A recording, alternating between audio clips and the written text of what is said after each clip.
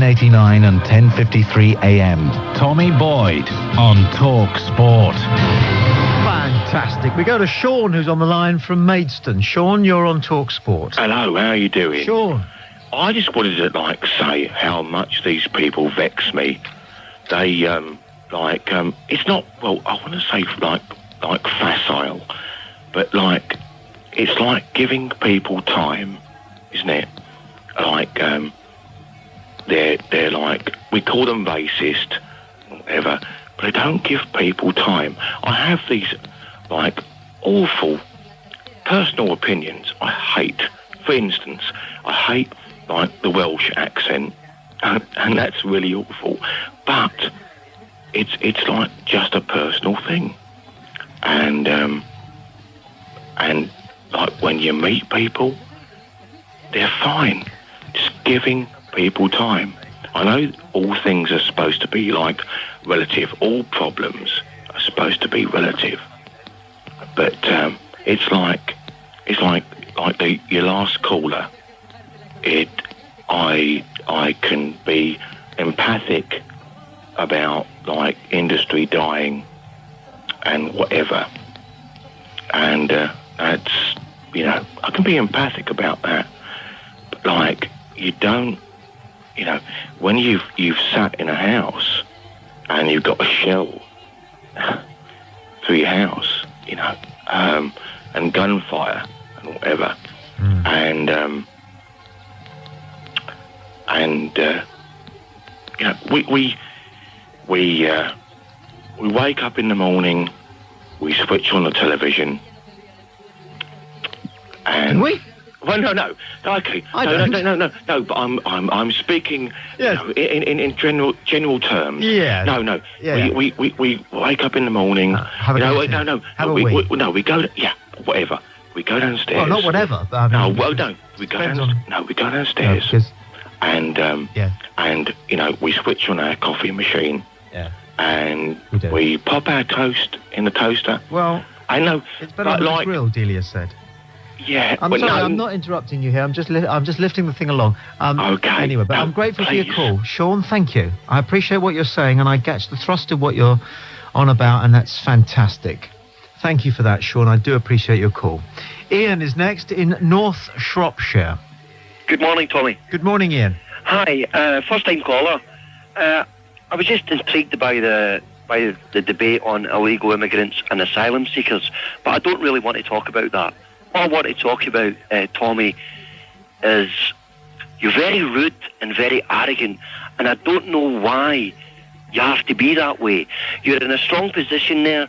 You're sitting on the radio. People are calling you. They have opinions, Tommy.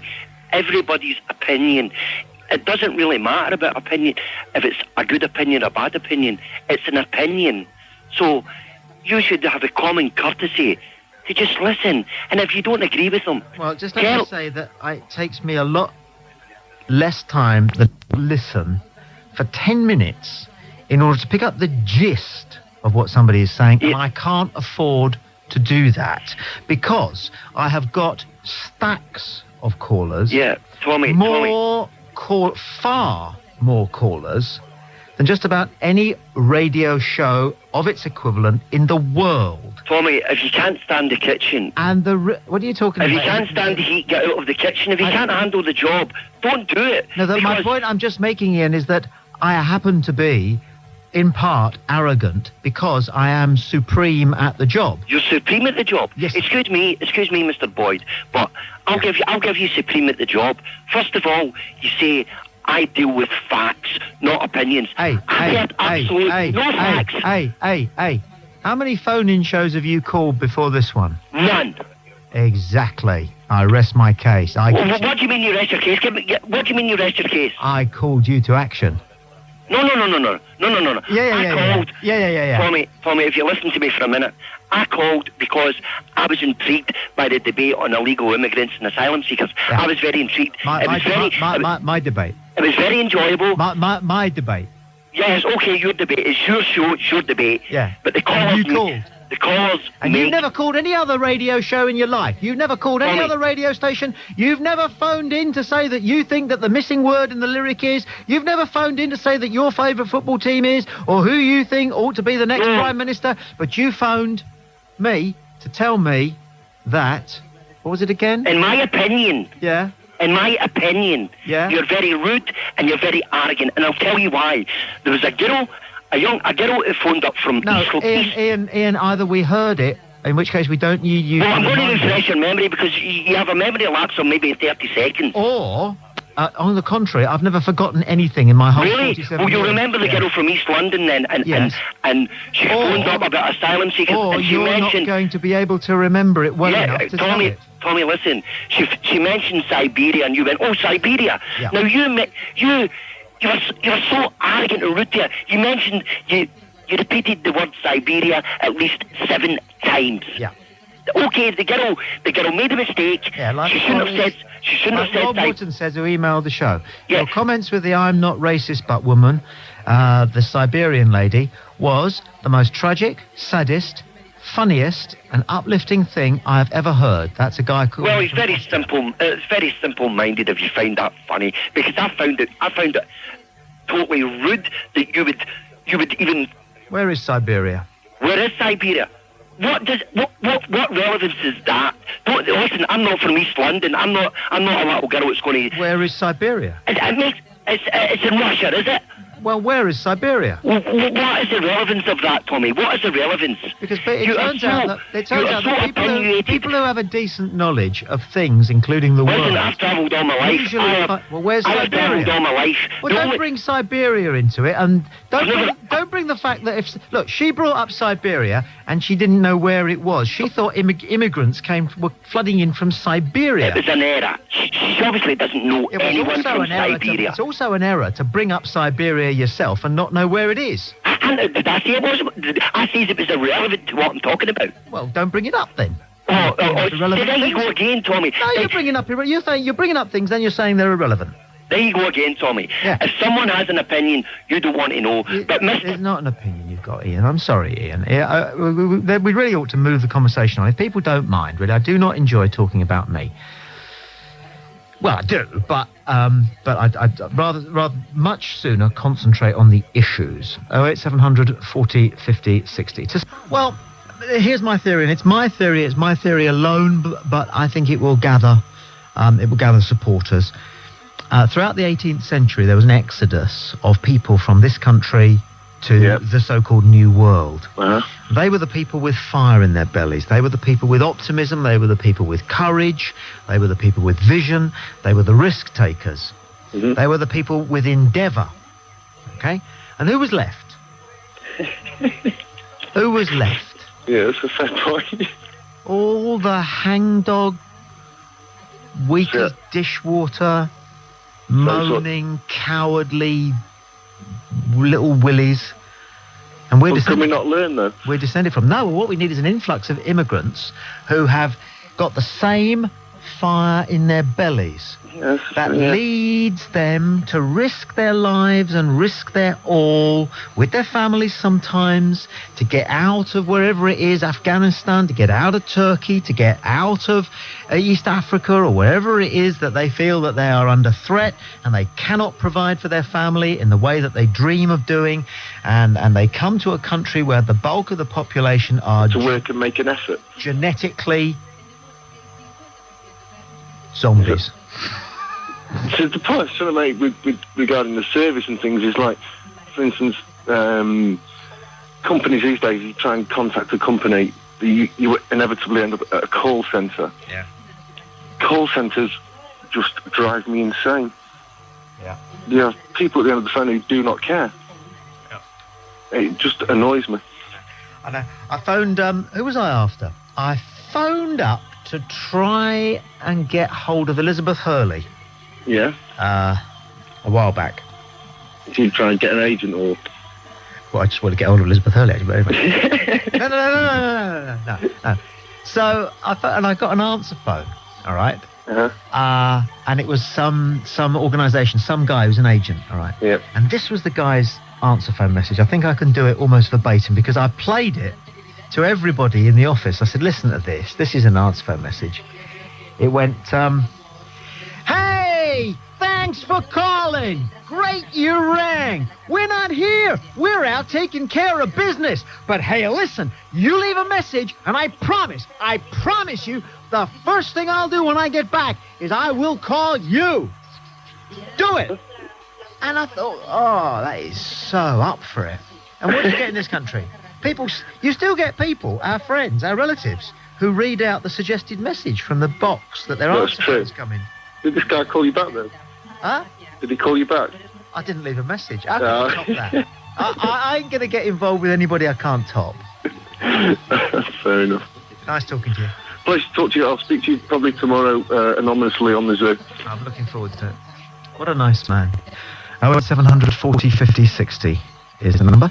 Imran calls from Glasgow. Imran, you're on Talksport. Hi. Hello, Tommy. Hi, Imran. Yeah, I'd like to, if you can allow me, I'd like to make 2 quick points. Number one, people who are saying asylum seekers and illegal immigrants, they're against them. I think the people to blame are the British government, because they're standing back and watching people being massacred in Bosnia. They did nothing.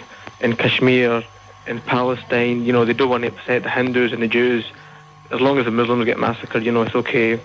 In Sierra Leone, for example, when the Robin Cook was adamant that a guy called Fote Sanko is a war criminal, the British government were adamant that this man go into the Sierra Leone government. And look what happened after that. People's hands were chopped off. Women were raped. And the British government are still bombing Iraq 10 years after the war. And these people complain that these people come to this country. Stop killing them then. They won't come over here. Point number 2. We're lucky in this country. You've got 3 meals a day. You've got food. You've got clothes. There are some people in some parts of the world who might not be being persecuted, but haven't got food, who haven't got clothes. And if they want to come over here to West, to the Europe, should we really complain? Because if we were in their shoes, we would do exactly the same. If I wasn't being, persecuted, but I couldn't provide for my wife, my mother, my family, and somebody said to me, give me £2,000, I'll get you to Britain, I would give them £2,000 just like that. So I could provide for my family, even though I wasn't being persecuted. Life's too short to be racist. I agree. And the British government... However, on your first point, foreign policy is not a very simple matter. The world is still a strange place. Yeah, but Tommy, you've got to agree... I'm finished. Okay, sorry. Foreign policy is a tricky matter because the way the world is policed is very different from the way the country is policed. So we've got a way of controlling a country whereby if I do something unpleasant to you, a higher authority, a policeman, will come round, arrest me because he thinks the law's been broken. Another higher authority which is separate, will judge whether or not the law was broken. Okay. And we think that's a good system, don't we? Yeah. But it's nothing like that in the world of foreign affairs, where every country... it's a bit like medieval England when there were no coppers, Or the time of the cowboys and Indians in America when there were no sheriffs and no posses and people could just go around doing what they wanted. People used to get shot right, left and centre, didn't they? Yeah, true. So that is true, Tommy, but it's tricky. All I'm saying to you is I can appreciate the hope that there is in what you're saying for a better world. But can you agree that there is hypocrisy in the British government when they deal with Muslim countries and when they deal with non-Muslim countries? I don't want to. I don't have any evidence to believe that. No. Oh, come on, Tommy, you're an intelligent man. You're saying to me, I am an intelligent man. And don't push me on that one. And you're saying to me that the British government does not have a hypocritical line when dealing with A, a Muslim country, or B, when dealing with America or a Jewish country or anybody else? No, are you saying to me they treat Muslims and non-Muslims in a proper manner? Of course they don't, Tommy. Well, I don't... Look, proper manner is not what you meant. What you meant was treat them in the way that you would like. That's what you mean when you say proper. And, of course, we all think that. You see? We all think that proper is something that would suit us. But would you agree life's too short to be racist? Sorry. On this one. Yeah. Foreign policy is a pragmatic matter, primarily. True. Even though we have a government which I think has in its 3 or 4 years begun to pursue something of, has imbued some integrity into our foreign policy. But you've got to start somewhere, and you can't do the whole thing. You can't cascade down idealism right the way down through your foreign policy the moment you take office. You've got to start with one foreign policy issue and work your way through it. Otherwise, the destabilization of all the changes that you would effect through your changed position need to be calculated. So the best thing to do is to allow homeostasis. What has gone before, you might as well stick with, but Tommy, unless something explodes. Yeah, but Tommy, see these people who complain about asylum seekers, and if they were in a country and they weren't being persecuted, but I'm not having a conversation here, so we better crack on. 08700 40 50 60 is the number. I'm Tommy Boyd. You're tuned to Talksport. Lively emails. So, Mark Thomas from Cardiff. What a sad state this country is when views cannot be aired. I'm sick and tired of ethnics pouring into this country and creaming off the taxpayer. What's wrong with this point of view? Well, the point of view that these views aren't being aired is, of course, wrong, because these views are being aired, sadly. So if you can't spot that, sunshine, it's not surprising that some of your views about what you call ethnics are so up the spout as well. Well, Simon, if you were listening carefully, I think you'll find that the caller, who you've called an idiot, did not say that Indians came to our aid during the war out of loyalty. That's what you heard. I think you'll find that the caller was saying that that fact deserved recognition, not that it was done out of loyalty. You see, that's interesting. You heard that fella, but that was not what was said. That was not what was said. And the easiest thing in the world to do is hear what you want to hear, all right? And then allow that to fuel your anger or your argument. That's not good enough. It boils down to listening. 3, you're live on the Human Zoom. Hello. Bog off and give us all peace, mate. Resign. No, it's you. Hello. It's the curtains, finished. man. The man looks at the curtains. You're finished. It's this little Scottish plonker who really is obsessed with this radio station. He rings everybody up. He rang Gary Jacobs up and he asked him about his mum's curtains. And poor old Gary didn't realise to begin with that he was talking to a complete loony, which is you. You are a sad man. You are the saddest man in Britain. You are absolutely so sad. Because you are. You are incredibly sad. At least I'm consistent. I mean, if I'd nominated anybody else as being the saddest man in Britain, then I wouldn't have a case to defend, would I? But only you are the saddest man in Britain. You don't even know who the last horse was to win the Triple Crown. You are the saddest. Yourself up as a jockey and you are the saddest man in Britain. I don't know what the last horse was to win the Triple Crown, and you come on and you say, "I've rode round Cheltenham, I've had Madonna, me and Arnold Schwarzenegger are best friends. I've been swimming with the grey whales. I've done it all. I've had a life." And it's going to get better. And you are a nobody. And you are a sad Kleenex man. You are. Right. I bet you get through a box of Kleenex a week. So can I ask you a question then? No. No? I beg you, all right, to become something. Right. Well, I beg you to become a human being. I beg you to become an interesting person. Right. I beg you to get out of your smelly little flat. Okay. Occasionally. But that's a bit nasty. But anyway. I beg you to go and do something useful. I beg you to go and do something useful. Well, I've already done that. Every single human being has a duty to themselves. Yeah, but I've done that. To do something for other people. I've done that. I have a strong suspicion that you're a take merchant. No, I've done useful things for other people. Okay, right. I voted this year for the radio personality award. Now you see, the worst of this is the worst of this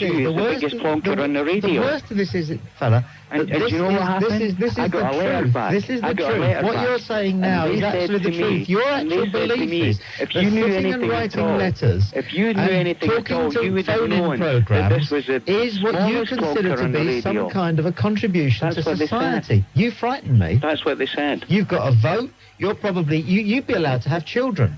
I know you haven't got any. No. Because I don't think you've ever met a woman. But my point is, you could if you wanted to, and that genuinely frightens me. Right. Why don't we shoot them? Genuinely frightens me. Why don't we shoot them? Really, truly frightens me. I wouldn't even let you have a dog. Because I don't think you'd know how to look after that. I don't think you've got a dog. I don't know what your problem think is. you've got a dog, but I think you've got lots of problems because every time you ring up, all you do, all you're capable of doing, a dog, is loving a dog. All you are is. Do you have any idea how affirming it is brought here to insult people because do you have any realise how wonderful people feel after they've listened to you on the radio? What kind of a dog have you got? Because it doesn't matter how poor somebody is, it doesn't matter how low somebody feels, it doesn't matter what their self-esteem is. After they've listened to you, they realise that it could be worse. Well, it could be because you could end up speaking to the dolphins, and Tommy, you'll know more about that than the callers. You keep it up, mate. Thank you. Good night. Yeah, that's the only bad bit about the human zoo, is that people who you don't have on because they really are, I mean, you know, terrible. Could you love a dog? Truly terrible. Could you? Could I love a dog? Could you? Well, I wouldn't have a dog anymore. Could you love a dog, Tommy? A tog? No, a dog. A dog. No, I wouldn't have a dog anymore. I used to like Tommy, dogs. you've avoided the question again. Right. Could you love a dog? In what way? What are you driving at? Well, yeah, of course I could love a dog. Well, I've got a rotten old flea-bitten cat. Yeah. I don't really love her. But, you know, I look after her. You do, though, I think. No, I don't. I look after her. I'm the one who has to empty her litter tray every day. If she wasn't there, you'd be I come sad. down sometimes at 11 o'clock in the morning in my dressing gown. I had to make myself a nice cup of tea. Yeah. And what do you think there is in the kitchen by the kitchen door?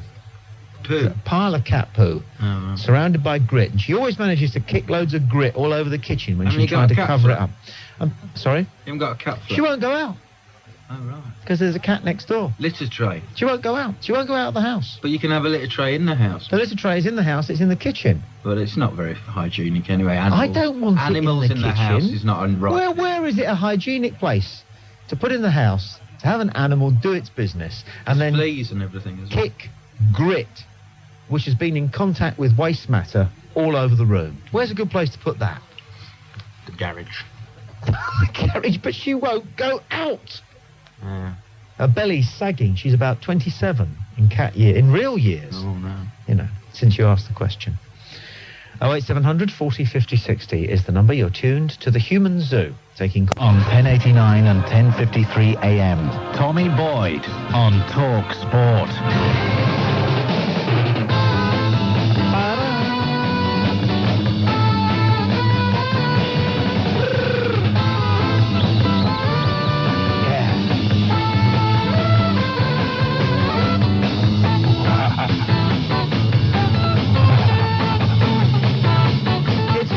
Cuban, isn't it? It's Cuban. Yeah, I think so. Is it? I'd love to go to Cuba. Might not be, man. I'm going to go to Cuba. Is it Cuban? It feels Cuban. Could be Puerto Rican. This to me is, well, yeah. Same thing. Well, no, not, but same neck of the woods. Yeah. Could be British. A British band. I don't think so. No, I don't think so.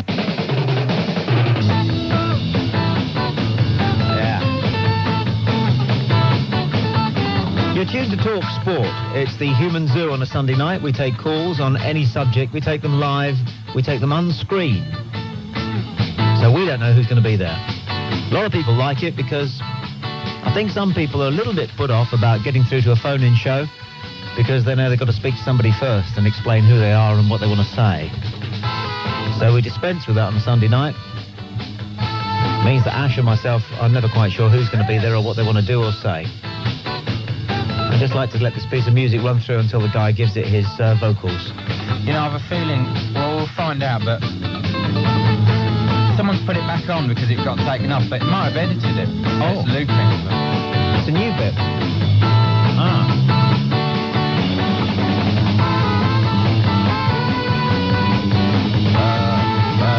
Here we go. Oh. Now. Hey! No, it's a loop. They've looped, haven't they? We got a loop. Oh, it's going to have to go back. We've lost the... Yeah, man.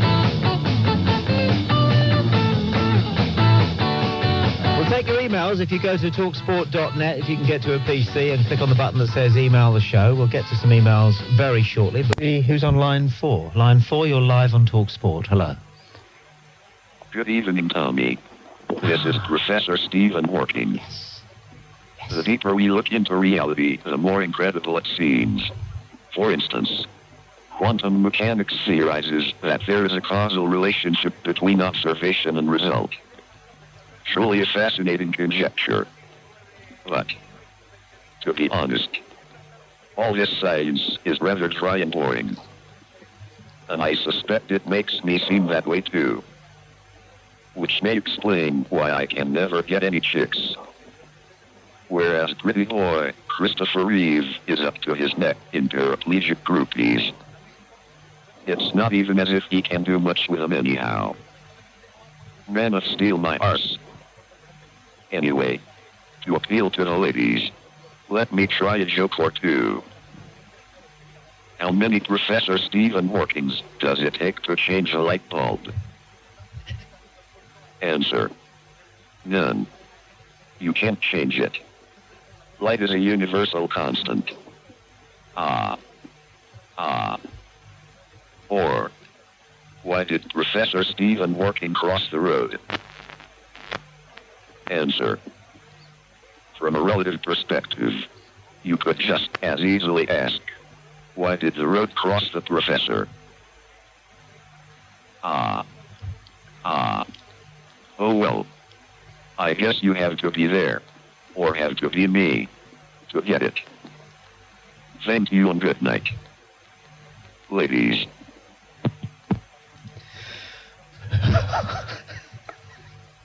He's got a great sense of humour. I don't know who does the Stephen Hawking inserts into the human zoo, but they got a future. 08700 40 50 60 is the number. You're tuned to Talksport. Let's go to line 5 and do Talksport. Let's go to line 5 and see who's waiting there. Hello, line 5. It's me, a very patient lady. I want to talk about lying balls. People never stop telling lies. I was married to one. He told me his mother was an anthropologist. She never done a day's work in her life. That was just one of them. After 12 years, I couldn't take it anymore. And I said, if you're going left today, well, I'm going right. And I don't wish to meet you again. And I never did. And I recovered by being alone. He unfortunately put a nail through an electric wire. I had a big fire. I recovered from that. And now I am a very comfortable lady who bought my house outright. So you can't live without a man. It's unfortunate. But it's not a question of choice, is it? What do you think of that? I think it's an extremely interesting life story. Well, it is a true life I'm particularly interested in the anthropologist who never did any work. Because it was a big word. He thought he could impress. When liars talk, they Well, don't... what were you expecting him to do? A bit of, anthropologists... His mother was an anthropologist. Yes. But she never worked in her life. But it's not a very productive, obviously productive line, is it, really? A liar it's a disease. Yes. It's impressing. And by that they insult us because they think we swallow everything. He used to say, oh, I met a client today. He was so this and so that. He was never allowed to meet clients, I found out. Do anthropologists have clients? No. He said his father was an anthropologist. I see. No. He was working for an artificial flavoring firm. He Right. used to talk like, he ran the firm. So this fellow then, whose father was an anthropologist who worked for an artificial flavouring firm... was my husband. And I he started never did any work? Oh, he worked there. Yes. But he said he used to meet clients. He never did. To say you're an anthropologist and you're only working for an artificial firm. Oh, I see. He claimed he was an anthropologist, but in fact he worked for an artificial flavouring firm. Yes. Ah, now I'm with you now. What a Do you pig. know how boring it is to be married to somebody like that? No.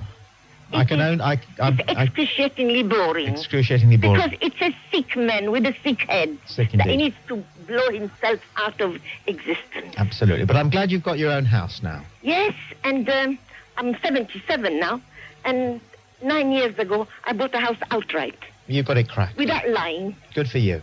Because a friend of mine opened my bank account and said, Becky, you've got enough money to buy a house. Fantastic. I said, you're joking. She says, houses have come down. Can I ask you a question here? Yes, go ahead. How long into the marriage did it take you to discover that he worked in an artificial flavour company? I think it was an erosion because I came from Egypt. He could lie, and I couldn't prove it. I accepted at the beginning. But then I found out that whenever there was any problem at home, he couldn't do anything. You know, liars are pathetic creatures. Lie once in your life, twice in your life to save your skin. But when he says anthropologist and In fact, works for an artificial flavouring firm. Sick. It's heartbreaking. It's sick. Do you know, I don't say it was lovely to be alone, but I had the pleasure to adopt a child. And now she's 36. She was very hurt when her father left, and I couldn't destroy her dream. I had to do it slowly. You destroyed her dream slowly? No, well, she thought her father was a decent man. I couldn't say everything because she was only 9 when he left. Understood. I'm not lying now. I don't need to lie. Liars are... I'm extremely grateful for your call, darling. Thank you so much. Thank you. I appreciate the point you're making. Bye-bye. Bye-bye. It's terrible. One for the archives. Oh, terrible story. So, I mean, to find out after that they're a flavour, artificial flavour. Other people's lives, aren't they incredible? You know, there we are. We're privileged. We've just been talking to an elderly Egyptian woman who's bought her home outright, who has strong views, visited to her by the nightmare of marrying a man who claimed to be an anthropologist when in fact he worked in artificial flavourings. A very respectable trade. But nothing wrong with artificial flavourings. No. We all need them. Yeah. You know, juice drinks. And pasties. 08700 40 50 60. You're tuned to Talksport's Human Zoo. Let's go now to line 6 and see who's there. Line 6, you're live on the Human Zoo. Hi. Hello, Tommy. Hiya. Hi. It's quite hard for me, but last night and for the past 3 weeks, I have pleasured your wife immensely. Goodbye. Goodbye. I can well imagine it was quite hard for you, funnily enough. Line 1, you're live on Talksport. Welcome. It's rockin' in school today, so what you gonna do? It's rockin'. Okay, that's fair enough. Not terribly good, no, about a 5, but it was something. Line 2. Thank you. Thank you. David Lancashire. Tommy. Dave. I do think that man at Scotland, you're not treating him quite... I was quite disappointed by the way you handled him this time. Which one, sorry? The one from Scotland. Is it Glasgow somewhere? You only said he was very lonely. Mm. Is it possible that you could, may I suggest? Mm? Is it possible you could get to his beginnings as to where he started and why he became... No, because he can't have a conversation. Oh, does he keep interrupting? No, he just comes out with a stream of bilious nonsense, and you can't have a conversation with him. It's that type of... I'm dodging about with security, you see, and I'm not always been able to listen to you. Yeah, no, right. he puts up a sort of a barrier, and you can't say to him, how are you? No. He just comes back with something rude. Oh, you can't say to him, what's your problem? I mean, last night we had a woman on, and she was very rude to me. I don't know if you heard. No. And then after a couple of minutes, I said to her very quietly, what's your problem? And she spilled it out. And she did have a problem, and it was a bad problem. Right. And she was up against it. Right. But what I hoped to do with her was get her to realise that sometimes when we're angry about one thing, right, then we beat up something else. Not the thing that we should be beating up. No. No, well, in that case, it's terrible of him. I hope he's listening now, and he's an utter diabolical... Oh, no, he's way beyond help. Way beyond salvation. Forget it. I know. Well, you're all right, you see, because you're in security. I have to put up with them. Yeah, I have to put up with something occasionally, yes. I was in the place last night dealing with 2 young lads on this bulger job. It astonished me. I was in the toilets and they came in and they asked me for a cigarette. I knew it was trouble. Only, 16-year-olds. And one that went behind the wall where the toilets were, and he slammed his fist in the wall. And I wasn't in uniform, but I told him that I was a security officer, and they backed off. Oh, yeah, I'm just going on duty. and it was a big T, what we call it, trouble, you know. And that's sort of thing. Where are we going with that? Oh, that's another. Well, I wouldn't have got involved if I was you. No, I know how to handle it. I took my coat off and my sleeves are rolled up. If they want to start, they can start.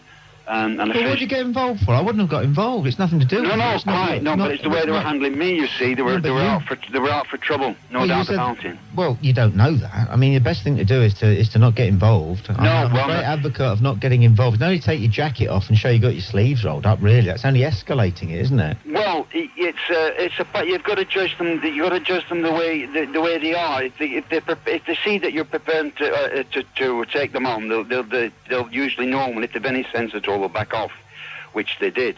I've been handling these type of situations for a long time. There's a right and a wrong way of doing it, you know. Well, I think the best way definitely is to not get involved. Oh no, that's right. You are correct. Actually, it's a backing off terminology all the time. You're using words where you're backing off. I mean, lads flying up a mill fire escape and playing about on a Sunday afternoon, you know, really doing some damage that they would do if if you thought they were going to get in. We're just fooling around with a fire escape. Anyway, it's going up and down. As you don't know if you know mills at all, we have fire escapes, and there was a wait at the end. Thirdly, well, you start shouting at them and cursing at them to get off. We'll just go worse. So you say, "Come on, lads, what are you doing?" The other thing is, if you work in security, you see, this is the trouble with being a police officer for too long. If you're a police officer for too long, you tend to think that everybody is probably up to something. I mean, this does happen. Not with every copper, but with a lot. Right, yeah. And probably if you work in security, you're in the same sort of boat there. Right, yeah. Well, you've got to very quickly assess what the situation is. Well, I know that. What sort of a Hector Kirkerplatzer you're dealing with, you see. And if you can... With a what? Hector Kirkerplatzer. What's that then? Well, it's a character who's hard has completely gone berserk, and he's way out of on another planet. How do you spell it? I must... It's one of my own made-up things, the organisation. Oh, right. I thought I didn't come across it before, no, really. No. It's Hector Kirkerplatzers. There's the three orders, the first, second, and third. Yes. There's a third, second... Have you come across the peaked cap syndrome? Who? The peaked cap syndrome. No, go on, tell me. I'm interested, please. No, look it up. Oh, come on, Tommy. No. I've thousands of things to do. Hey, listen. You're not that busy. Security men aren't that busy. Most of you sit around with your feet up on the desk just reading a rotten old paper about eating biscuits. Can you hold it? No, that's not... No. That's security men. They don't do much. They moan when you want them to do something. They don't do much. Security men. Money for old rope, that. Yeah. The guy tonight is very good. What? The guy downstairs, he's Chris. brilliant. Yeah. He's mustard. I mean, that's why I wasn't worried when there was that mob outside. I don't see Chris as security. No, he's more sort of Secret Service. He can turn his hand to anything. Yeah, master of all trades. Yeah, I don't see him as security. He's the man in charge of the station at the moment. Yeah. That's different. Yeah. You know. And he becomes Alan Brazil in the morning. He could do that if he wanted to.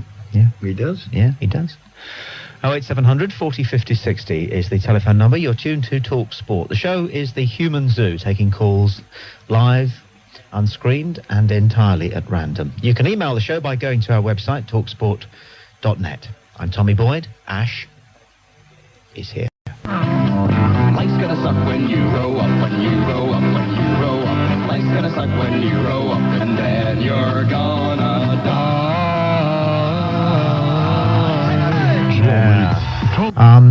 We're playing with fire in a sort of tiny way. I mean, you know, there are greater forms of courage than taking calls live and unscreened, but in broadcasting terms, there's an element of cojones about it. Let's tuck straight into the switchboard, shall we? We'll go to, shall we say, line 2 and see who's there. Line 2, you're live on Talk Sport. Good evening. You love Timmy Malik. That's a fairly good start. I gather he was involved in... Line 3's not working. I'll go to line 4. Gather Timmy Mallett was in TV Moments from Hell. Yes. Did you watch it? Yes. I missed it. Oh, well, I was on air. I saw it, yeah. Yeah. Timmy Mallett's bit was just sort of about him. Just him being... The nightmare. He is a nightmare. There was no specific bit. I can't tell you what a nightmare he is. Well, I will, as the evening unfolds. And click on the button that says email the show. One thing that's built over the last couple of Sundays is some terrific jokes. I thought jokes were dead. You used to be able to go into the pub, and whilst you're waiting to get served, you could say to the bloke next to you, heard any good jokes lately, and you'd get a couple. That seems to have gone the way. But I'll be with you in a second, line 4. I heard you chuckle. But if you've got a good joke, particularly a recent one, doesn't have to be contemporary, doesn't have to be about the petrol price war. Just, a good joke that's been knocking around for a few days. Go to our website, talksport.net, click on the button that says email the show. I'll tell them better than you could. Line 4, you're live on Talksport. Good evening. Good evening, Tommy, okay? Yes, thank you. Hey, Tommy, you've got some right nutters on this programme, haven't you? No, there's some nutters out there, and it's good to know, because we suspect it, don't we? I don't know you dare do it. When you listen to phone-in radio all cleaned up, hey, that's great. There's a place for that. Don't get me wrong. I'm not condemning it. But you tend to think that everybody's sane, and it's just you that's a bit bonkers. No, what I'm ringing for, Tom, I'm laid in bed here, listening to you. And I feel physically sick because I've got to go to work tomorrow, really. Yeah. I'm just wondering how many more people out there are feeling exactly the same way as me, really. Every bloody body on earth. Ain't it terrible, honestly? Everybody on earth, not just in the UK. We go again Monday morning. What's he doing, man? He's, what are you again? I work at a caravan firm. Caravan firm. Building caravans. And it wasn't what you got put on earth for, was it? No. Nah. No, it's not. That's the thing about work. It's such an abstract thing. When we were just 3,000 years ago, all you'd have to do, mate, is go and collect enough nuts and berries and maybe catch a rabbit. Yeah. And that would be That'd be it. That'd be my life, wouldn't it? That's what I do, man. No, you live a life very close to real priorities. Actually. Yeah, I mean, quite different because me and my brother used to have the same dreams when we were younger. Interesting. You see, there's work needs to be done here. Psychologists don't get into research. They read whatever has already been written about psychology and then go and practice it. There's not enough research going on in the world of the human mind. Yeah. So your brother and you synchronized your dreams? Yeah, that was when we were younger, but now, not really the same. Was it the content of the dreams or the flavour of them or the imagery? Definitely the content. Really? Yeah. It was exactly the same. Did you sleep in the same bedroom? Yeah, we did. Interesting. Were twin beds quite close together? Yeah, definitely. Two twin beds together. Twin beds side by side? Yeah. How did you, at what age were you when you found out that your dreams had some kind of overlap? Just about, we were discussing it a few weeks ago when you mentioned it. Yeah. And we said that we actually talked about it a few years ago as well. Mm-hmm. That we used to have the same dreams, and they were exactly the same. Every single detail was the same. Can you be sure that you weren't willing for them to be the same? So No. In the retelling of them, you adapted what you thought and said, yeah, because they were so crazy, we didn't believe it at first that they were the same. What sort of dreams were they? Can you remember? Well, it was like, and you're not going to believe this, but we used to have dreams of, like, we used to climb up a staircase. Yeah. Then we used to jump off the staircase and we used to float, but we were frightened to death. But we were safe, we were just floating to the ground. Right. And there were other ones where we went into a dark area of the house, and then in the next room there was our brothers and sisters, and we'd get dragged back by some kind of force. So they were quite, I don't know, they were quite violent, or I'm not sure. Well, according to the doyen of dream interpretation, there are fundamentally two types of dream. The libidinous dream, which doesn't mean necessarily a sexual dream, or a mortidinous dream. Libidinous dreams are ones which, in which you experience a certain amount of hope and a sense of achievement, perhaps. And I would have thought that the former of the two that you've mentioned probably falls into that category. The other type of dream does sound as though there's more anxiety in it, yeah, and a greater sense of darkness. And that's more of a mortidinous dream. What would be really interesting would be to establish what was going on in your lives as a family when you and your brother had synchronized libidinous or mortidinous dreams. Yeah. But of course it's too long ago, isn't it? Yeah. But nevertheless, the point that you've made and the information that you've given, I've sort of made a mental note of it.